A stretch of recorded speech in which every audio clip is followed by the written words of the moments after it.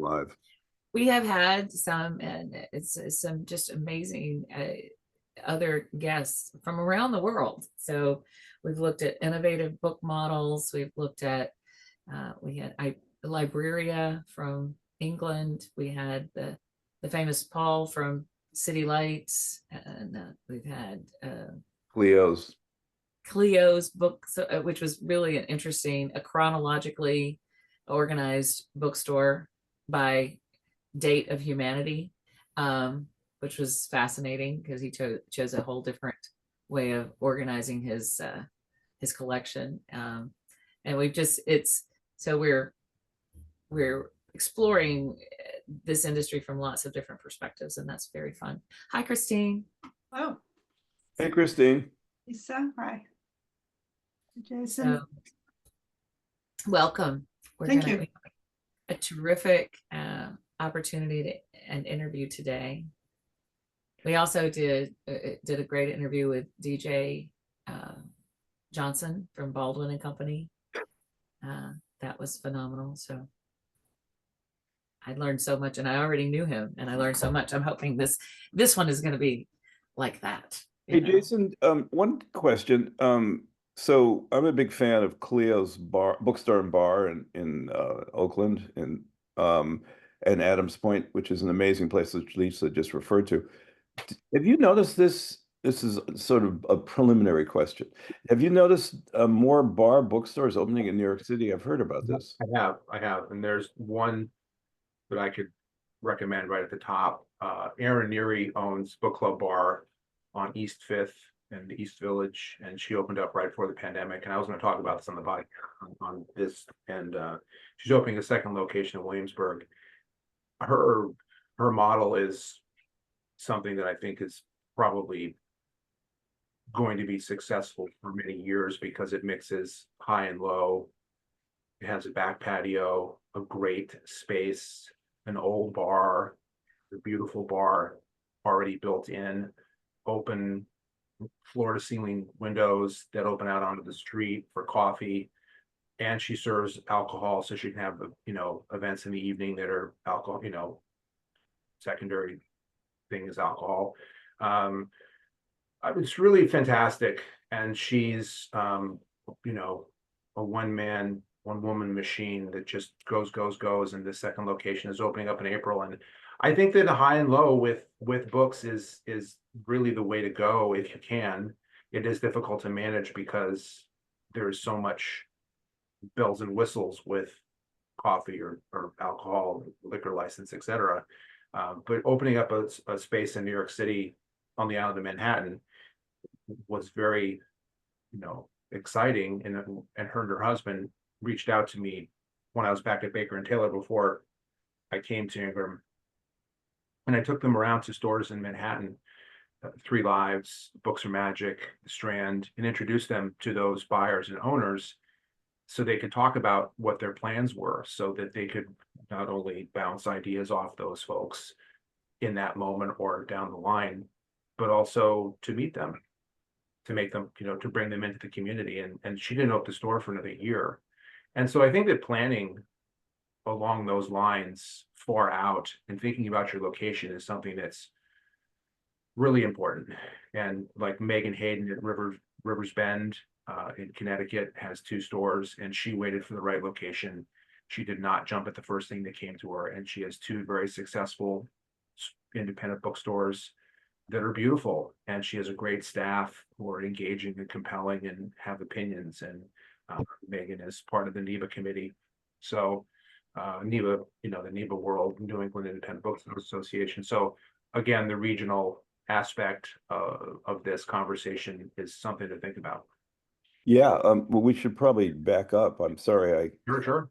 but I'm fascinated by that. I'm fascinated by the combination, as we've discussed before, of coffee shop, meal, or bar with a bookstore, whether it's adjacent, like at City Lights with Vesuvio across the alley, or Kepler's, which is right on a plaza with a big coffee place and stuff like that. Anyway, so thank you all for coming. I think we have about 15 people, and I'd like to introduce Jason Rice, who works at Ingram, but really works at Bookstore Expert for anyone who asks.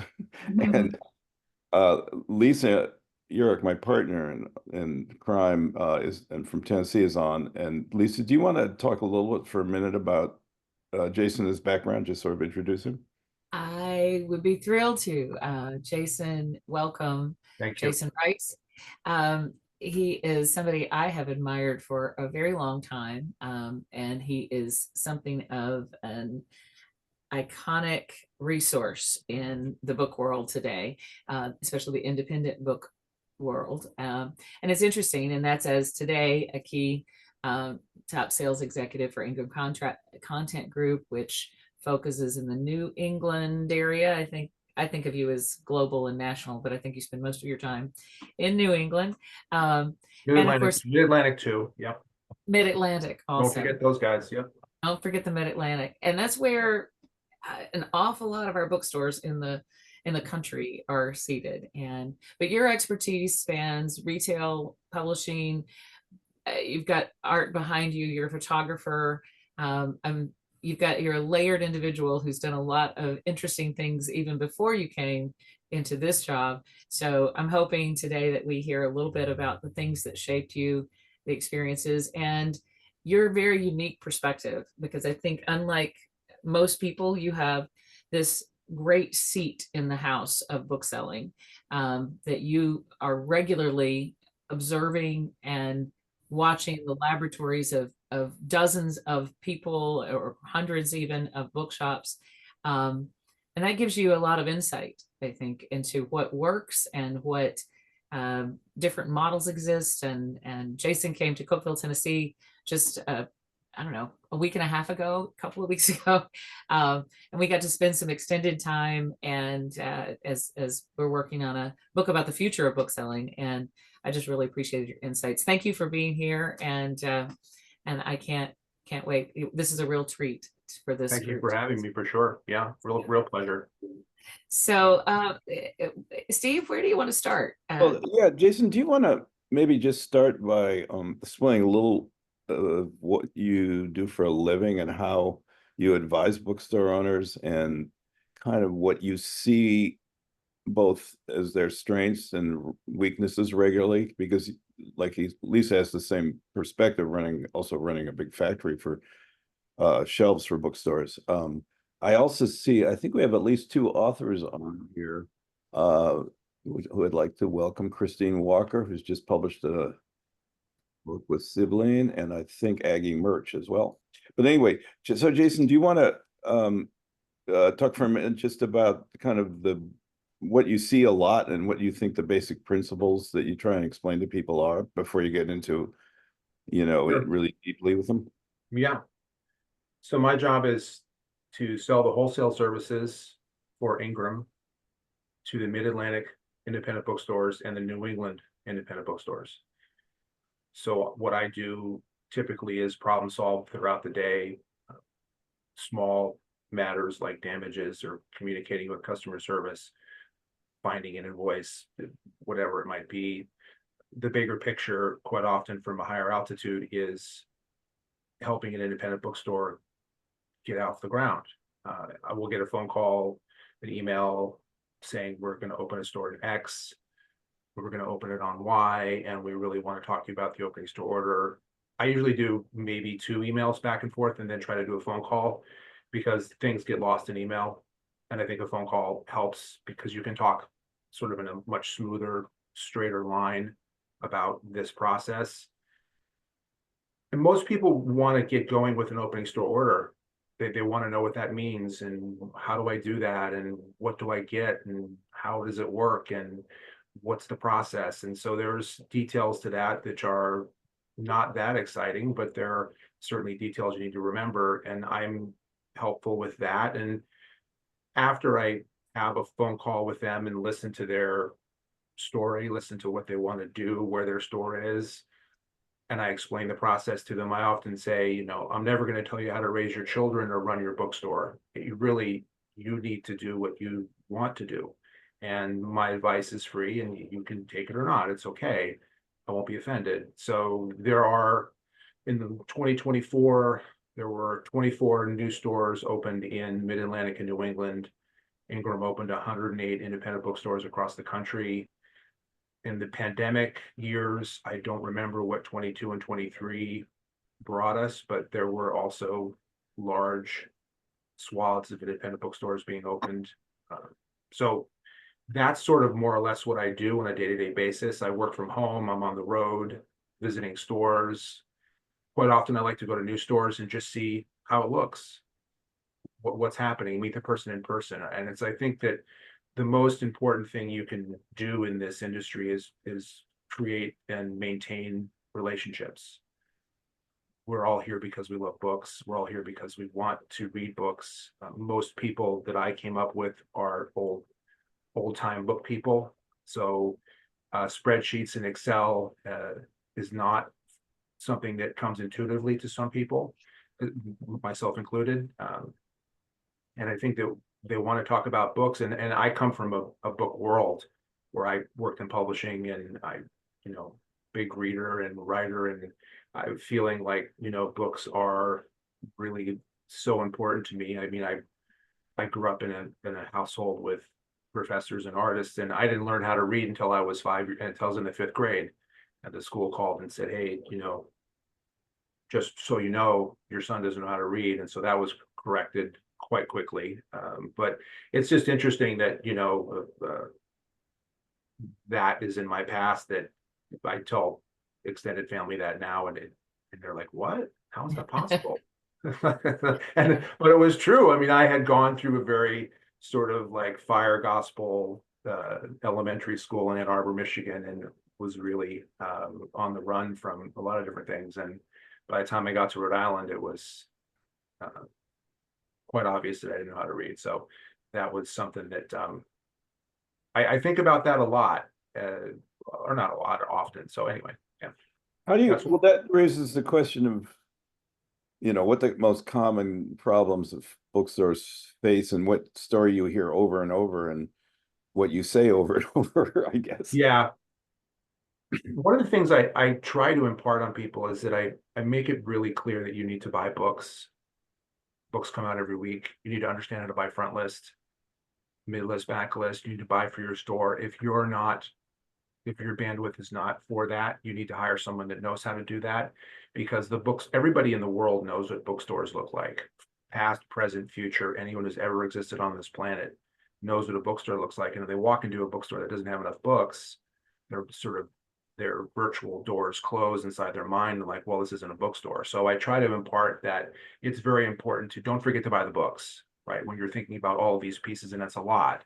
And that's an important aspect to this that I don't think it's lost on everybody, but sometimes it's lost in the confusion of doing all the things you're trying to do to get the store open, hiring staff, paying the lease, understanding your POS system, getting this, shelving units in, building a back office, and that's just inside the building. And then outside the building, you're connecting to your entire constituency for the first time. And how do you make that resonating feeling go on forever with these folks? How do you build a community in your community with your bookstore? So that's the stuff that you're thinking about when I'm helping you get your opening store together and make sure it gets out the door and gets to you, and you're able to pay for it and get into your POS system. And so the things I hear a lot are sort of like, hey, what do I do with my POS system? How do I understand that? And I often will connect people to someone else who has that same POS system who will be a future peer for that bookstore, and that helps build a community. I think it's very important.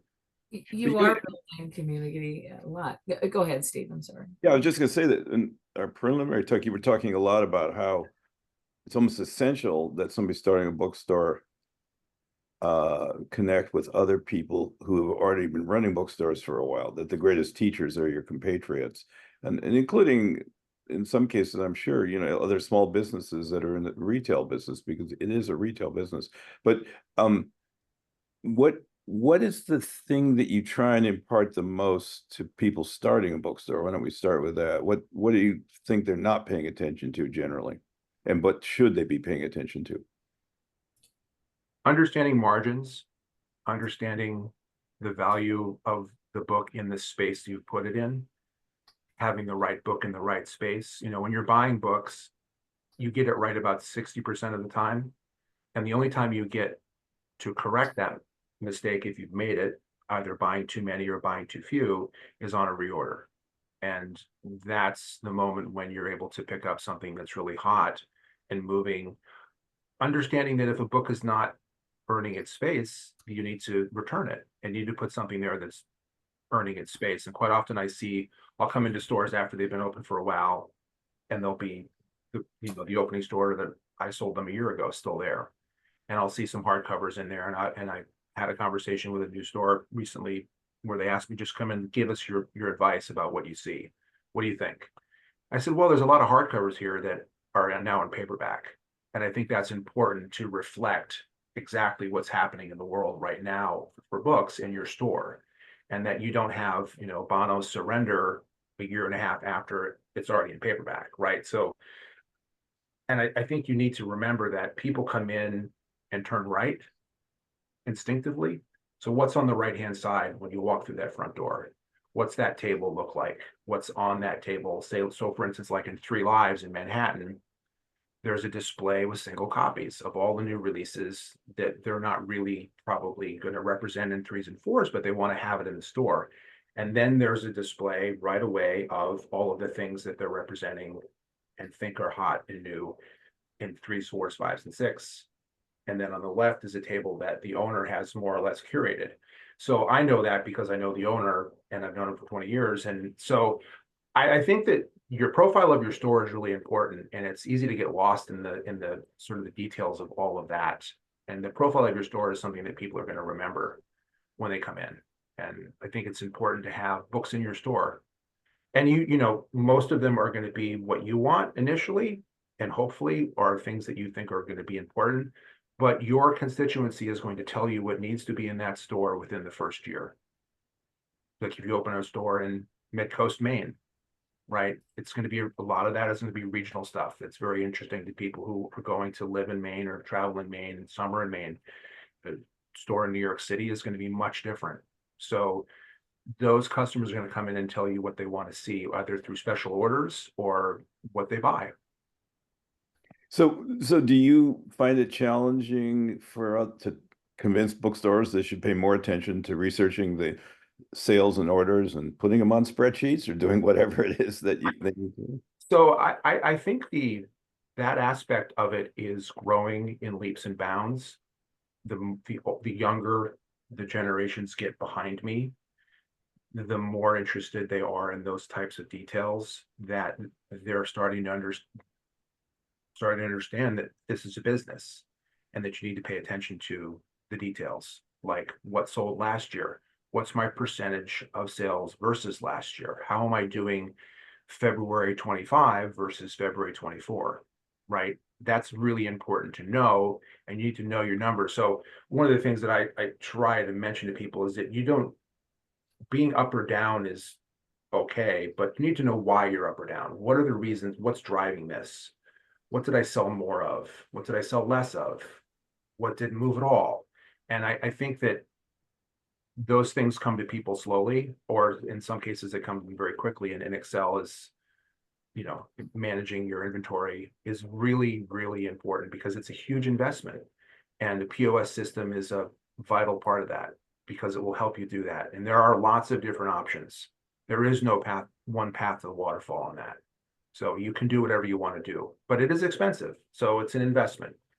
What do you, and do you, I think you once said to me that most people go in undercapitalized. They don't understand how much money. So for a smaller regional bookstore startup, what would you say the amount of capital necessary is? So when I was in my salad days back when I worked at Bookazine years ago, 1,500 square feet, I would say nothing less than 75,000 opening store. That's changed. People are selling book adjacent items. Their spaces are smaller. They have larger children's sections. They have more seating. Maybe they have a coffee bar. Maybe they have a bar. And now opening store orders for around 1,000 to 1,200 to 1,500 square feet are somewhere between 15 and 25,000, which in my opinion is not enough. And again, it goes back to the point I try to make, which is don't forget to buy the books.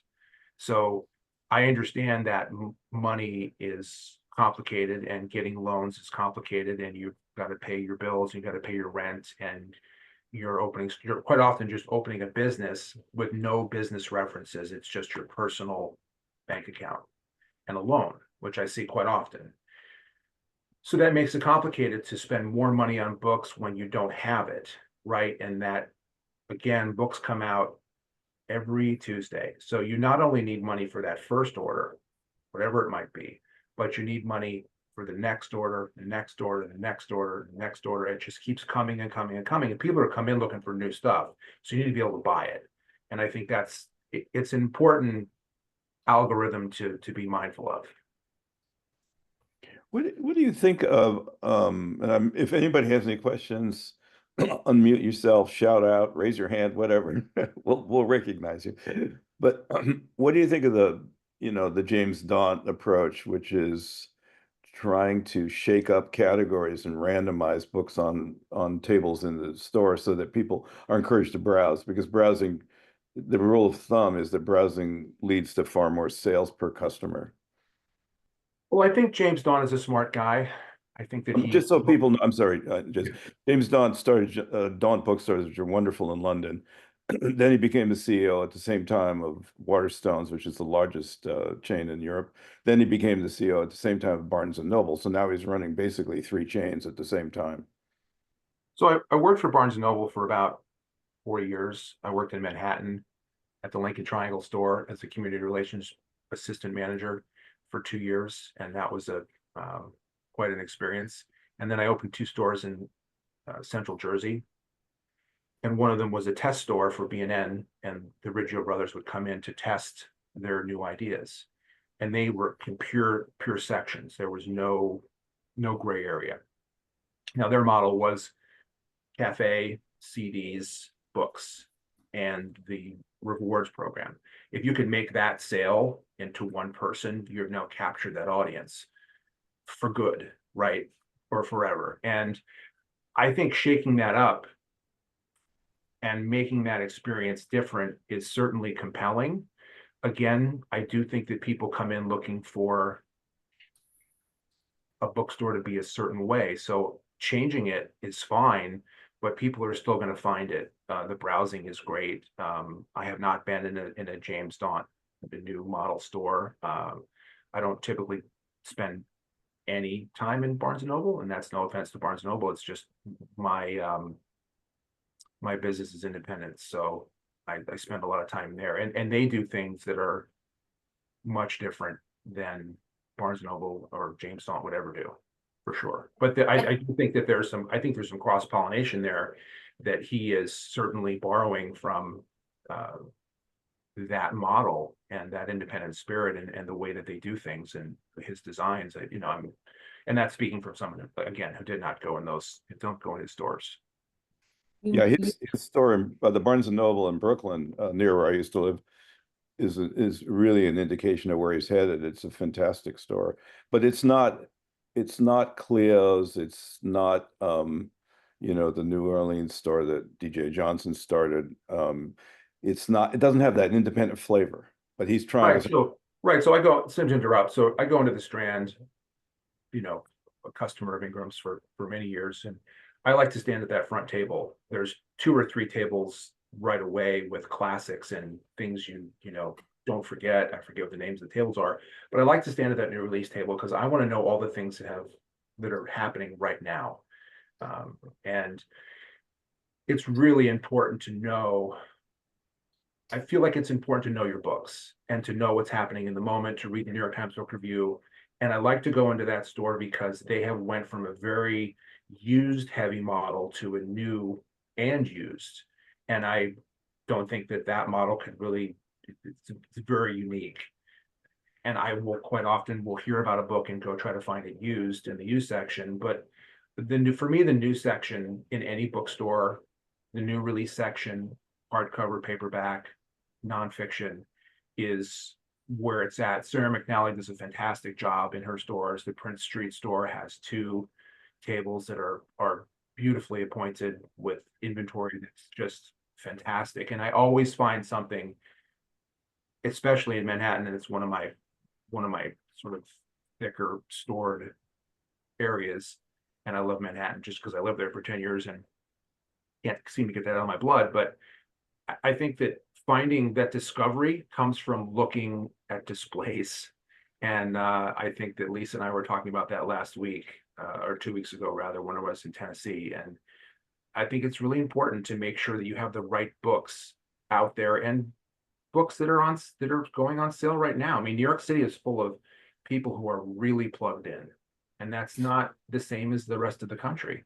It's different. Boston is different, Los Angeles is different, Seattle's different, the Midwest is different. There's different stores in, New Jersey or Maine or, Baltimore, Rhode Island, so it's much different in other places. But I do like to go in and look at what's going on, what has just gone on sale, what's new, what the store thinks is new, right? Because that's put there for a reason. So, but also, and we'll get to the questions. There are a number of questions in the chat, which I'll feed back to you. Don't you think it also has to reflect the personality of the store owner and the staff, and that each neighborhood requires a different personality? I mean, if you look at City Lights in San Francisco North Beach, it's like a museum of the Beat generation, but one that's still very much alive, and then if you look at, I don't know, the Barnes and Noble in Brooklyn is completely not that. And so what do you think about people inventorying, curating based on their sense of their audience, but also how they want the bookstore to stand out? Yeah, and I think that comes from the initial design, that it comes from your initial idea and building the store that you want to shop in. It's sort of like writers who write novels, speaking from experience, write the novel that you want to read, build the bookstore you want to go into, right? It interests you, and there's no reason that it can't be your profile, it can't be your perspective. I think it's really important to remember the independence part of this conversation, that everybody at an independent bookstore is doing their own thing. And that's so important to the collective and to the individual, for sure. Dolores asked, how do you represent what's new when there's an average of 2,000 new books a week? What's your answer to that?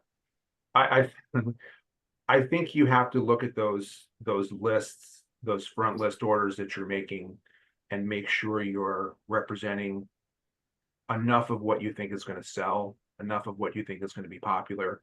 Is there a comp title that you could look at the sales for, if it's a new debut novel, that you could say it's a lot like this, and keep that in mind when you're buying the book and putting it out?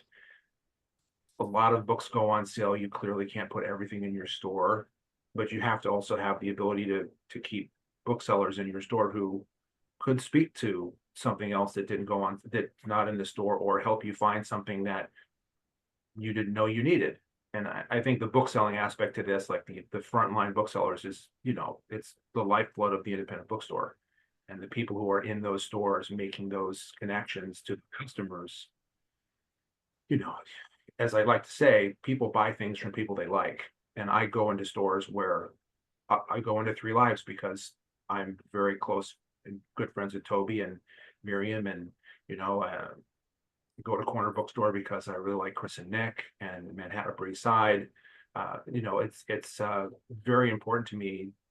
And honestly, we just go and talk about books when I go on my store visits. Talk about business a little bit, but it's quite often about books. And I look around at what they're selling, and a lot of places are selling the same thing because they all kind of feel like maybe these are the books that are going to sell. But then you quite often will find a curated table of, trade paperbacks in Three Lives that are not on sale, but are highlighted by the store because they think it's important. It's important to them, and they think it's important to their constituency. So every store is a little bit different. Yeah. Hey, Sandy, do you want to ask your question of Jason, which is a really good one? about how you started with a tiny amount of capital and stuff. Did you want to ask that question? Sure. So before I opened my bookstore, I had about 18 years book experience between being bookstore manager and 15 years at Barnes and Noble and everything else. I also was able to take an entrepreneur class that lasted for 6 months on a scholarship, and that gave me the business side of it. But I did not want to have to go the loan way and everything, because I knew I would be opening on a shoestring, and I didn't want to have to worry about making a payment. So I funded my own bookstore. Ingram was great with my initial order. I have a different rep. I have Martha, and she was great. Marcia, We yeah. narrowed She's down the busy. Rosie to, exactly what I needed based on what some of the customer opinions that I had had. It also helped that I was partly used books at the time, but that was 5.5 years ago. And, I've gone from having tables I bought at thrift markets to, some decent fixtures and everything else. We're 100% new now, and we are probably 75% books versus 25% sidelines. And we carry all the best books. I do miss a lot, but sometimes I just add them to the order, and then they're here a day or two after they actually come out, because like you said, there's over 2,000 new books that come out every Tuesday, and it's Right. hard. But let me tell you something about Barnes and Noble. They are saying that they are opening up about 50 to 60 new bookstores this year. What they're not telling you is that how many they're closing from their 20 to 25,000 square foot bookstores and opening up 15,000 and less size bookstores. They also have an issue with their employees who are not very happy. So, they can copy independent bookstores as much as they want to, but they are not going to be an indie bookstore. No. But I mean, I agree, yeah. and I want, I think the biggest thing that new people who are opening up a bookstore need to understand is there is so many things out there that they can reach out to. They can reach out to the ABA, they can reach out to their local they can reach out to their local organization. They can check the professional bookseller school. They can reach out to you guys. And there's so many resources out there. And I've seen so many people say, I signed my lease and I'm all ready, and I ordered my fixtures, and I've got this and I've got that. I don't know how to order books. Right. And it's the excitement is great. But then you also hear I know there's 4 other bookstores in a 15-mile radius from me, but I'm still going to open one in the same area. Yes. You kind of have to look because you want to be successful. I've been in business 5.5 years. I'm very lucky. I opened 6 months before COVID hit. It's tough. And, as much as we would like to be altruistic, we have to make money. I have to pay myself. I have bills I have to pay, not just at the bookstore, but I have to be able to pay myself and my booksellers. So I think sometimes they need to be realistic. And I can tell you that Martha was a great help to me. She still is. And, utilize the resources that are there. And if you can fund your bookstore yourself, do it. I mean, banks look at us when we ask about bookstore funding like we're crazy. Until you tell them, did you know I can return books that don't sell? And then they get a little bit friendlier because that's an option. Right. So you make a really good point about starting out with funding, well-funded individuals and mid-level funding and lower funding. I can give you lots of examples. Quite often you'll run into somebody who's bought the building, and once I hear that, then I know that going forward there's not going to be a whole lot of complications because you own the building. Rent is there's someone taking rent from you every month. A lower funded store that's starting with, you know, very small, reasonable resources. I'll give you an example. There's a store in Chappaqua that years ago she opened. She's a children's bookstore, and Chappaqua, New York is where Hillary Clinton and Bill Clinton live. And she did the opening store with me when I was at Baker and Taylor, and it was $900. And I said, this might not be as many books as you think it is at $900. And she says, well, that's what I can afford right now. And she had an author event. I can't remember the name of the author. It was a big commercial author. And I think she sold maybe 120 books. And I've gone back in to visit her from time to time, and she's lovely. It's an incredible store now with maybe, I don't want to guess, but maybe if I were to guess, 40% books, lots of kids sidelines. It's in a downtown. It's adorable.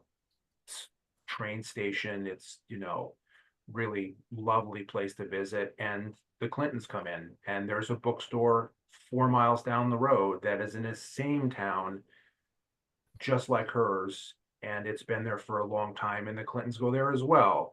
And it's just an example. I've seen it done in lots of different ways with lots of different amounts of money.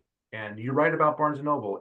They're never going to be independent bookstores, and their employees are unhappy, I'm sure.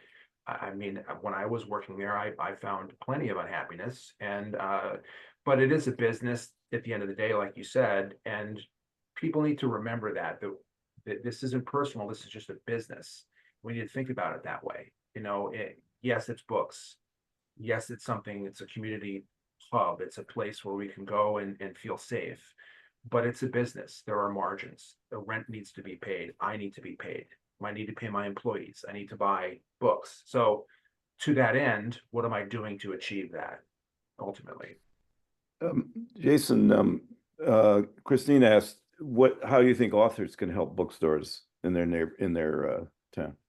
Steve, can I just give a little context for that? Yeah. Why don't you? We don't cover too much other territory, but as a visual artist and an author and a bookstore lover, I love our independent bookstores, where the Copperfields chain is out here where I am. So I had gone to them some years ago with the notion to teach writing workshops based on my MFA program's motto, which is read 100 books, write one. So my whole curriculum was based on books that most of them, you know, they were not bestsellers. So they were books that were available. Ideally, they would buy them from the bookstore. So I did that for several years. And I also You did that with Copperfield? Through Copperfield? Taught at Sebastopol and the Petaluma stores. But through the Copperfield stores. Yeah, in the stores, actually in the stores, yeah. And I also organized town-wide book and art events called Bibliophoria. So we drew in the bookstore and authors, and most of those events are at the art center, but some were at the bookstores. And so we did a lot of that. So I have 3 books over my years published. One's nonfiction published by Warner. One's a children's book published by a small publisher. And one now is Tap Dancing the Bluebird, which is a novel published by Sibylline, which is a small independent publisher out here in California. And I do have an author event set up at Copperfields in May. But just like listening to you all talk, I'd like you, if you could speak to ways that you as bookstore owners have really engaged with authors for authors to really work with you as partners, to not just, oh, I want to do an event there, but to really help, drive that community, those community efforts that you're making, because I think there's a lot of opportunity there, partly because there's just so many authors. And so anyway, if you could I just wanted to give you that context so you know that I wasn't just like a first-time author, I want my event at your store. It's more like I'm really passionate about bookstores, and I'm real interested in your discussion about how you choose your books and display them, and it just seems like, anyway, that's it. I'm really interested in working with you. Sure. I really love the piece over your right shoulder. I've been obsessing about that since you've been on the screen. That is really trying to. Christine, who lives about 10 blocks from me, is an incredible artist, as well as that's a painting called her book too, by the way. It's a painting called Coming and Going and Joy and Light. I also wanted to mention that Maureen Jennings is on this call. I think she's still there. And she's an author, and she lives in Maine, but she's going to come out in March and live in Steve's house for a month. So, Hi, Steve. Nice to meet you. Hey, yeah. so we're just like this, TV like room. You'll be in the TV room a lot. we're this community across the country and world, I guess. And then Muriel Murch, who was supposed to be on this call, who's also an author with Sibylline, which is the same publisher Maureen's with. Steve's going to go live in Muriel Aggie's house in England.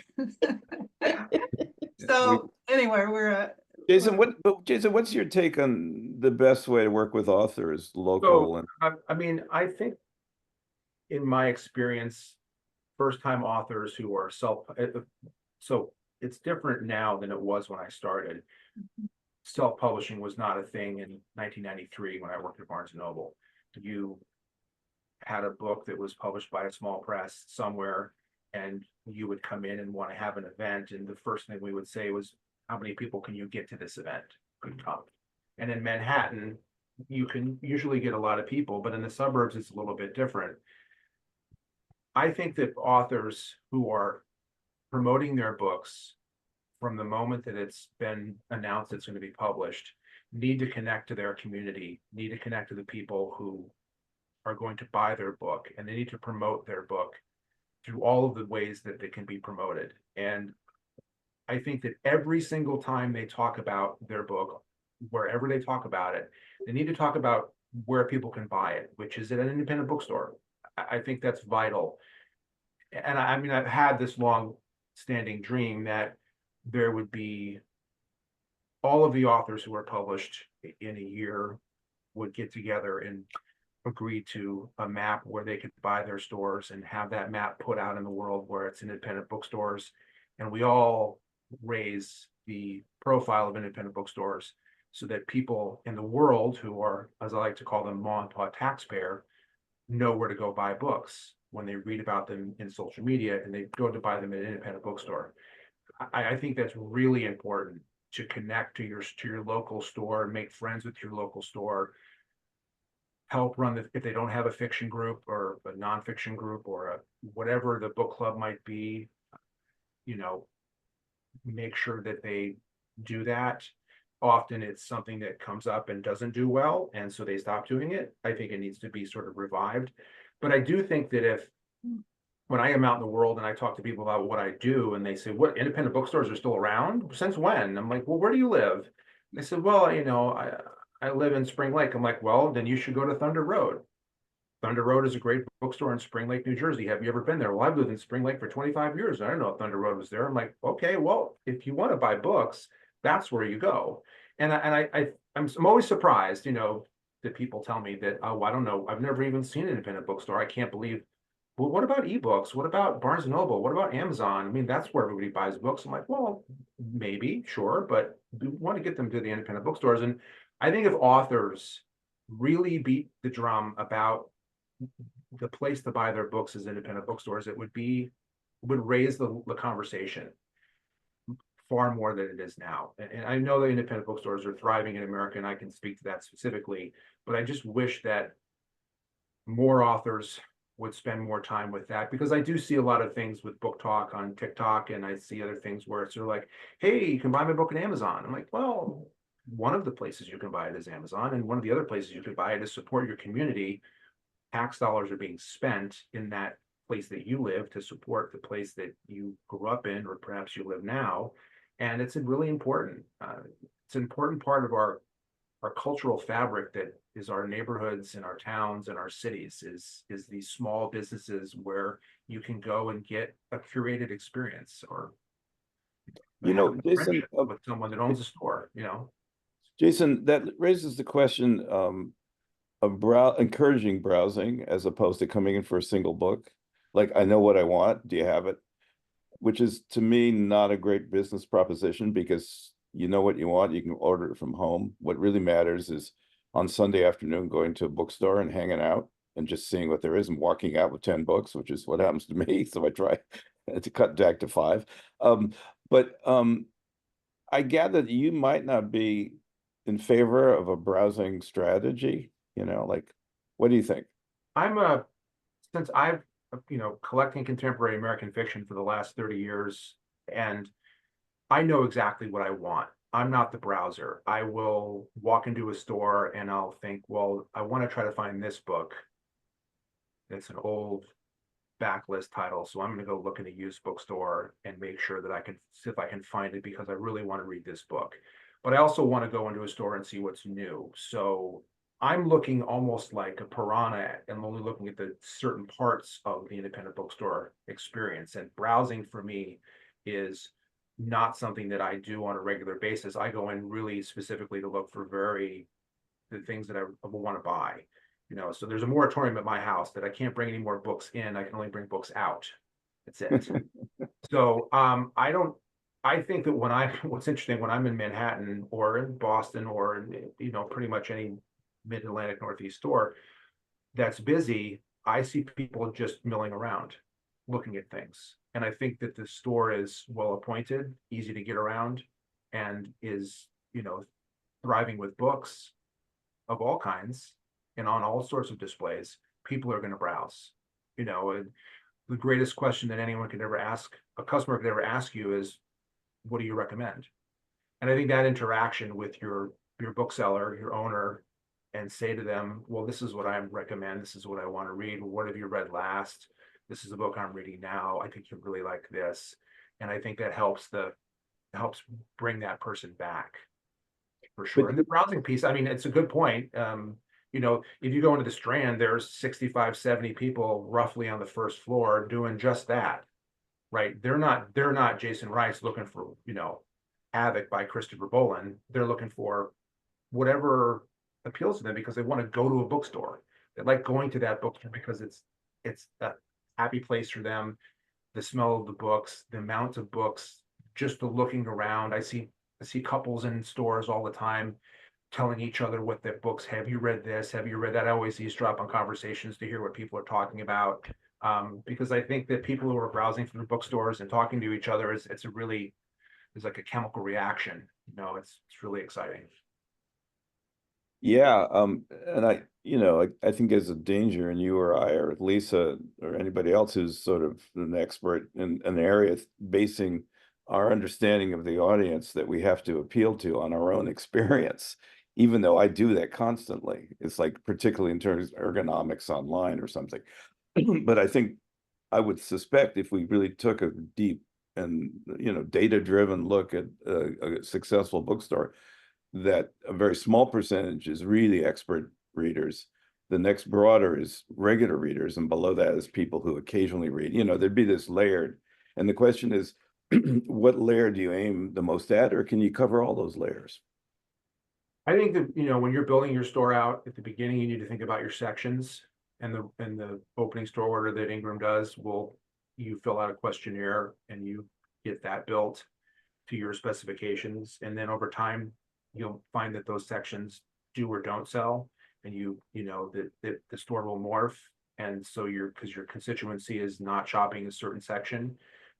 I also think that you're driving a lot of people into those stores with events. I think events are very important, offsite events, working with your community for a place to bring your author. Thunder Road in Spring Lake, New Jersey is a great example. Kate does a fantastic job in that store. She is a absolute brilliant genius, go-getter. And from the moment I met her working for Basil in that store and building that store out there, moving, and it's just a lovely store, and she does such a wonderful job. Her social media game is really strong. So I think you've got to bring people into that store. That's really important, obviously for sales, but the event piece is really complicated because you're not always going to get Stephen King's not going to come to your store unless it's in Bangor, right? And then it might come. But like those tours are set up for people to go to certain spots in the country. So you need to think about local events. Silver Unicorn in Acton, Massachusetts has a fantastic event program with lots of local authors, with lots of regional interests, book clubs, children's events. And every time I look at Instagram for their social media, they have 30 or 40 people sitting in a tiny little store for an event. And that's where the community will plug into your store, and that's where you'll get the return on your investment continually, generationally. Yeah. I'd- Lisa? I'd love to follow up on that and go back to a couple of things that you said, Jason. You said one, that bookstores are expanding like crazy, and that they're thriving. And two, you also said that that this brick and mortar, this bookshop matters. So I'd love for you to talk about why you think bookshops matter to our society, and also speak to the fact, or what you're seeing, that they're thriving, what that means. I mean, I think that bookstores are really important to society. I think reading is so important. And someone taught me a long time ago when I was at Bantam Double Dell, and they said, Jason, even if they're reading comic books, it doesn't matter as long as you're reading, right? And reading is so vital because you're opening your mind to something that will engage you. I, typically like to read sort of navel-gazing, sad, depressing books about, the family experience, or, whatever, or a weird book like Christopher Boland's Havoc, which seems like it took place in an older person's mind in a hotel. And I like to be entertained. I like to be engaged. And I find that movies and books do that for me. I really, when I sometimes people will see me reading a book and they'll be like, Jason, it's like you're eating it, right? And it's because I love it so much. And I also, when I'm telling people about books, I like to make them feel like I felt when I read the book. I think that's really important, and to sort of get people connected. I mean, Hannah Pittard's first book, The Fates Will Find Their Way. I stopped strangers on the street about that book. I will go into my next lifetime talking about that book. And it was a phenomenon. She's a phenomenal novelist, and it's sort of we're sort of friends, and she's lovely. And I think that telling people, when people say, hey, what are you reading or what do you like? I always try to find something that I really was crazy about. I mean, back when I was in high school, it was Pet Sematary, because I had to do an oral report on Pet Sematary. So I waited until Sunday night before the class was due. The assignment was due, and I had to do the oral report for an hour the next day. So it was, like, I had to read the book and they had to tell people about the book, but I couldn't give it away. And also, so I feel that kind of spirit is what drives independent bookstores and drives people to work in independent bookstores. And I feel like in the cities and suburbs today, part of the retail model is what's really important to people who are sort of thinking about a new downtown, is we need to put a bookstore here, right? And it's not going to be a chain. It's going to be somebody who wants to open up a bookstore. And what does that mean for the community? What does that mean for the people who are running the bookstore? Who is going to do that, right? People who want to run a bookstore may not fall from the sky. You may have to search around for people who want to run a bookstore and say, hey, do you want to come to, the town that I live in, Toms River, New Jersey, a town of 200,000 people, and there's no bookstore. I think a town without a bookstore is a symbol of a town that needs a bookstore. It makes me, that's the first thing I do when I go to new places. I drive down this, we're driving the car all the time, my family and I go, that'd make a good bookstore. That'd make a good bookstore. And my partner, she always says, like, Jason, not again. And my bookstore would be cash only, really snobby literary fiction, and it would be grand opening, grand closing, right? And I've thought about running my own bookstore, and I just love books so much that they're part of my whole thing of what I've grown up doing and grown up loving for the last 30 years. And I got in this business because I really liked books a lot. And my house was no TV, books, and when I was growing up. So if you want to do something after dinner, you can read a book.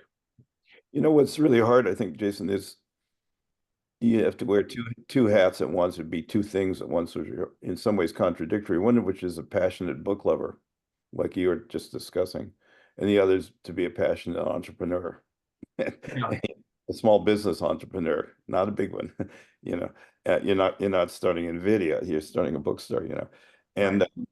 One of the questions that came up, or points, I know that Brad at Booksmart in Morgan Hill, California, has talked about before, is what you mentioned earlier, which is opening a bookstore as an anchor, a pilot, or you know, an anchor to a new suburban shopping center or whatever, instead of it being a movie theater, or instead of it being a Macy's. And Brad, are you're still on, right? Do you want to, because you've done some research on that? Do you want to talk about that for a minute and ask Jason whatever you wanted to ask him? We got Brad. Let's He see. has no audio, so. Brad, we can't hear you. He has no audio. Oh, he has no audio. There's no Anyway, audio. all right. So what I remember, and Brad, we can follow up, is that you cited the study, I think it was done by the AABA or somebody, or for the AABA, by an independent contractor, that showed that bookstores are one of the best ways to anchor a new shopping center or a new downtown. If you're renewing downtown, that people will gravitate as much to a bookstore as they would to a movie theater, which is true in my town. Well, and towns like Camden, New Jersey, and other places have actually incentivized that, and we're studying it too. So it's neat, Jason, that you see it everywhere. You know, like Jason, yeah, what thoughts do you have on that? Have you advised people to look at, development in terms of where they put their bookstore besides just foot traffic? Yeah, I think that most people, in my experience, come to me with the space, and it's probably the most important decision that you'll ever make is where it is. There's a new store in Media, PA, and she's doing just bonkers business. And I knew when I went to dinner there 3 years ago during the pandemic at a farm to table place with my family and extended family, and we were petrified to go outside. And I looked around the town and went, where's the bookstore? This is perfect town. And didn't think about it again. And I walked around and looked at buildings that were all sort of vacant. I thought that would be a good bookstore. That would be a good bookstore. I mean, I walk through Manhattan now and I look in vacant buildings, and I in my mind, I think, well, I'd put 25 feet of shelf here. I'd put a big table here. There'd be a chair here. The register would be at the front because you want to stop shrinkage. And what would I put in the windows? And, like there's a store in Tarrytown, New York, and another small town movie theater, local coffee shop, and he put it in the perfect spot. It's got these great windows. It's all foot traffic. Jason Hafer's got a store in Phoenixville, PA, that is across the street from the movie theater, and it's all foot traffic and walkable. And on the weekends, he does bonkers business. And I've known Jason since he ran another store in Phoenixville that was new and used on the second floor. I've known him for, I don't know, forever. And he's a lovely man, and his partner and him really just hit that store out of the park. And I also send people to Jason to sort of get like his 2 cents about POS and about opening a store, because he was really intentional, and he waited for the right space. And I think that sometimes your magical thinking and your eagerness to open a bookstore will let you settle on something that isn't quite ideal. And I've given a couple examples at the top of this, which were Megan Hayden at River Bend and Aaron Neary waited for the right space before they did it. And I think that spot, I've seen really successful stores on the inside where I'm like, wow, everything's so well thought out. It's intentional, beautiful floors, beautiful fixtures, great office, great cash wrap, incredible displays, lovely, everything. And it's in a town that doesn't support it. And after 3 or 4 years, went out of business. And I was really sad to see that happen. But if the town doesn't support it, there's not a lot you can do about it. But it is location. I think it's overlooked, and we all know the saying, so I won't say it here, but it's really important to pick the right location. And what are two questions? What are the elements, before we're gonna have to end soon? What are the elements of the right location? And can you talk also a little about how you tell new store owners and help them you introduce them to other bookstore owners so they have an expert network? I think a good location is in a town that'll support it, meaning that there's enough elementary schools, middle grade schools, if there's a college nearby, someplace that people are going to go for education is quite helpful. Other support, like what are the other support stores around you, right? Is there a Target? Is there a Walmart? Is there, you know, a dry cleaners? Is there a coffee shop? What's on the street around you? Because those are your partners, right? Those are the people that you're going to be in the small business, you know, community with, and you guys are going to meet once a month, and you're going to talk about how to grow your business in your small town. And that's really important. And I always try to find a way to ask that question. And if I don't ask it, I wait until the store opens and I kind of look around and see what are the support stores around you. What's your community like? What's the traffic like? Like, what's the visibility of your store? Can I see it from the road? What's your signage like? What's your brand? What are you doing for branding? How are you building a splash page for your website? How are you bringing people into the store when you're closed, right? So all of these elements are super important, and location is vital, but you know, you don't want to pick a place that's in the middle of nowhere. And then what's the second question? I forgot. I already. Just tell them what you told me about when somebody comes to you to start a bookstore. One of the first things you do is introduce them to a bunch of other bookstore owners who have similar So problems. back when I worked at Bookazine, we had a program called Book Buddies, which is a sort of a funny way to look at it. And we would go to new stores with members of the community, bookselling community from a particular region. And in many cases, it was the Mid-Atlantic. And we would get 8 or 9 bookstores to come, and we would sponsor a lunch and have that new owner just interact with their peers, because it's really important, because you know, in the Mid-Atlantic and New England, it can often be very thickly settled bookstores. There's a lot of bookstores in 1 or 2 places. In New Jersey, they're popping up all over the place. Pennsylvania, central Pennsylvania. So I always say in my first conversation is, once I find out where the store is, I say, you need to talk to X. I was talking to a woman who's opening a store in Maine, in Wiscasset, in a few months. And I said, no, so have you talked to, she goes, well, I talked to Emily at Print in Portland, and I talked to Becca, and I've been to see Stephanie at Community in Brooklyn. And all of those things are vital, because you're going to go in and get a perspective that is so different than yours. And also you're going to get this perspective that's different than Jason Rice. Like, my perspective is just my perspective, but I want you to talk to other booksellers, because I want you to hear from them what it's like. And then I want you to, you're just going to become your friends. And when you go to trade shows at your regional, you guys are going to get together, and you're going to feel more comfortable asking questions in a larger setting, an education forum at a regional, if you know the people that are around you. Like, talk to Susan at Browseabout in Delaware. I mean, that's Biden's store, and Susan at Browseabout knows, she's forgotten more about bookselling than I'll ever know, and she's probably one of the smartest people I've met in bookselling. So she really has a great eye on what's selling, also non-book, and the difference between the two, what percentages you should have, and how to get people in the store. She's also located in Rehoboth Beach, which is, you know, amazing place in the summer for traffic. So, you know, I really try to make sure that you know all your neighbors, and that if Do you you don't know them, you should know them. There's a quick question about whether you're going to be at Winter Institute in Denver. Yes, I'll be there Monday and Tuesday. I'm flying in Monday morning, and I'll be there at the Ingram booth Monday and Tuesday. The other comment from Brad was that landlord is very important. If you can't own the building, are they book lovers? How do they feel about a bookstore in the community? Are they advocates? Which I think is a really good point.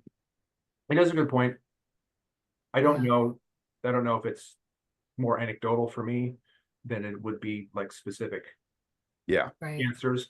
I think that, as we all could just put it out there, landlords want their money, and they don't, and often in places, they don't really care whether it's a Chipotle, a bookstore, a dry cleaner, a tire repair shop. They just want to rent that space.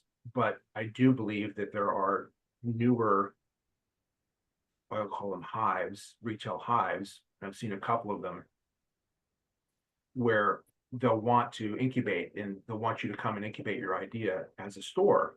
And I've seen a couple of them work really well. And then in 2 years, you move out of that incubation space and find another place that's more suitable for your model.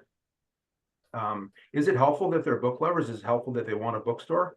Sure, 100%. If you can find that, I mean, it's not always going to be there, but if they can see it, also if they can see it as it augmenting the other stores that they house as well. Right. And everybody, like I said at the top, everybody reads, everybody knows what a bookstore looks like. And it's easy to take it for granted, like, what, you know, of course there's a bookstore. There isn't a bookstore in Toms River, New Jersey, which for me is just sort of like shocking. And there's a Barnes & Noble in 2 towns over that I don't go to. And I'm always sort of like, well, I guess I have to go to Manhattan, or I have to go to Philadelphia, or I have to go to Delaware, or I have to go to, you know, Baltimore on my travels to pick up a book. And for me, I'm an hour outside of Manhattan. So, you know, I fall down in Manhattan and tons of bookstores break my fall. So I don't know why there isn't a bookstore in my town. And you would think that someone who knows as much about them as I do would know the answer to that. That may be in your future, Jason. Believe me, it's been a conversation at this house many times, and it's a non-starter anymore. So well, we should probably go, because we've reached our time. Is there any final questions from anybody that they feel is pressing? What we can also do is, Jason, I'll share the chat with you where there are a lot of questions, and we can people can email me either at jason.rice@ingramcontent.com or my personal email. If you mind putting it in the I'm putting it in now. Okay. And you can also email me at my Gmail, which is jasonaustinrice@gmail.com. And if you feel like you need to talk to me on the phone as well, that's fine. I'm happy to give out that phone number to you, personal or professional, my business number. So I'm happy to chat. Great. Really appreciate it. This has been terrific. And there were so many specifics that I avoided asking about, like why only 1 copy or books or 2 copies. Well, I mean, but wait a minute, I'm not going there. All right, we'll talk about it real quick. With the 1 copy display, I understand you want to represent the book, but I think if you have, I was talking to this customer in Bocassa yesterday, if you have less displays and be more intentional about the displays you have more books in that. So 2 is a good number at the bottom, because if you have 1, customers think that's the display model. If you have 2, then the customer buys that book, you replace the book, and you go to your POS system and you reorder it. So it's never empty, and it's also not a display model, it's a display copy. And I think that it also makes the store glow a little bit brighter, look a little bit fuller, and less like you're not really committed to the display. You're just sort of doing this because you think it might be important. That's just my opinion. So, well, yeah, and also you're managing your capital. Yes. Jason, you've got a lot of wonderful opinions, and thank you for sharing them and, sure. experience today. And thank you, Steve, for leading us all together. We're at 6 minutes after, so we really got to line this up. It went really fast. So it did. Thank you, everyone, for coming on, and thank you for tuning in and listening. I'm happy to chat on either email, phone, whatever you want to do. And like I said, I'll be at Winter Institute. So, and thank you both. I mean, it's really quite an honor, and I'm very flattered that you wanted me to come on this and talk. Really exciting. I've been looking forward to it. Trying to tap it down, I have a look forward to it disease. You know, you enjoy something so much before you do it. You don't enjoy it while you're doing it, right? So I tried to just put it out of my mind. So really great. Yeah, no, Will, you were fantastic. This was really helpful, and we'll follow up with the recording for people who couldn't attend or people who want to listen a second time, like me, and also with the chat with all the questions. And I'll share that with you. And Jason, you could even respond to some of them with emails, the chats. Yeah, feel free to reach out to me, please. I'm happy to chat. Cool. Okay. Thank you, everybody. Paul. Right. Thank you. Talk to you soon. Okay, thanks. Bye-bye.